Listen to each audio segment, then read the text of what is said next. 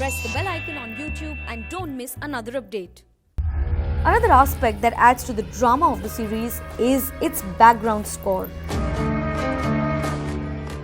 The exhaustive original score of Sacred Games, composed by Alokananda Dasgupta, has drawn praise, especially the theme music. With the theme, it's like you want it to be something that just sticks. You know, in every great show that you end up watching, it's like that. It's that one thing that it has to be that something that just ends up sticking. And I think in this one, it's like what basically starts to it sticks. So the brief to her was like, okay, it needs to get stuck in your head. It needs to be tense. It needs to be Indian. But at the same point in time, let's not try and, but there's just that sense of doom, that sense of tension, that sense of something else. And those are the three sort of like key words. Back in the school days, when you're asked to summarize a giant, confusing novel, say a huge, fat, confusing novel, if you can write a precise version of it, that means you've kind of got the crux of the matter. So we treated the opening credits as the summary. So I think that really helped. That was an exercise for me.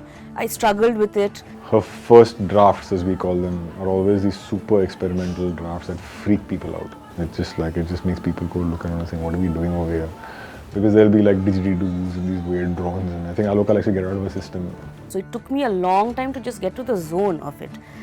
Then we got into the nuance of having a chant.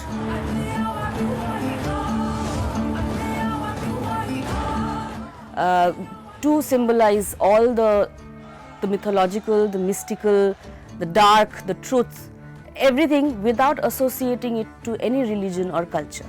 So I think that was again a great exercise because it was processed, it just happened, came up with something which was gibberish and it's not associated with any language of sorts.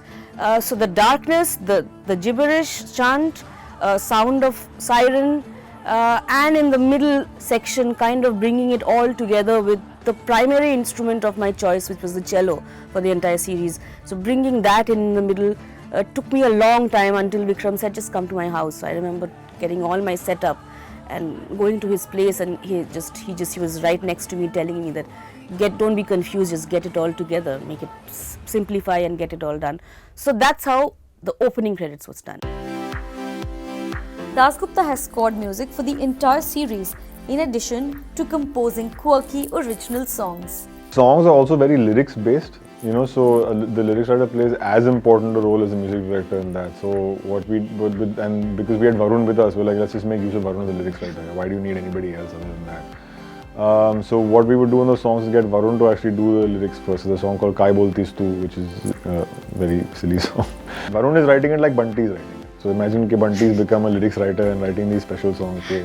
Knowing Bunty for so long and then his transition into into a lyrics writer for a film.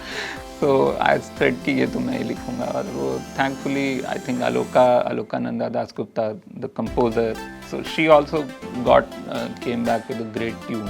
The way Varun penned the song, it is exactly Bunty's words, because he knows these characters so well. He knows the nuances, he knows everything, starting from the inflection of how he will say, how he might, the grammar, all these English and Hindi words, and he just penned it so well and rhythmically that it was instantly I knew that it's going to be a really funny spoof.